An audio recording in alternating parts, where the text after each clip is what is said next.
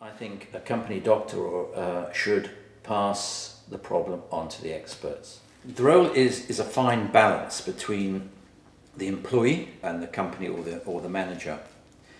You have a duty of care to the employee, and you have to provide advice to the manager to how to deal with sometimes very complex medical cases.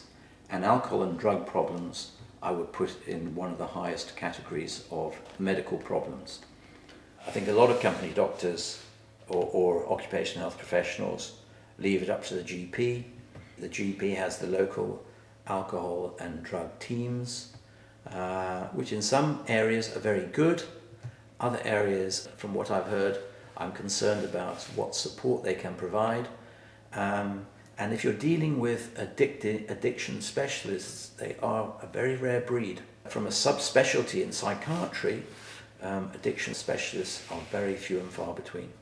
The most important thing is follow the substance abuse or alcohol and drug policy, and then leave it to the professionals. I think that is so important. Too often I've seen managers dealing with these issues, thinking they can manage them themselves, and they ultimately end up the victim. By the professionals, I mean people who are trained in dealing with alcohol and drug problems. And there are not very many around, unfortunately.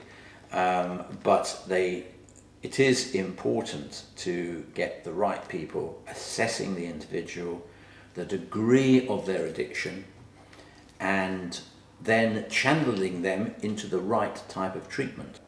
Alcohol and drug problems are a medical problem. They need to be dealt with as a medical problem, and that individuals need to feel safe to come forward and say that they have a problem and they need help.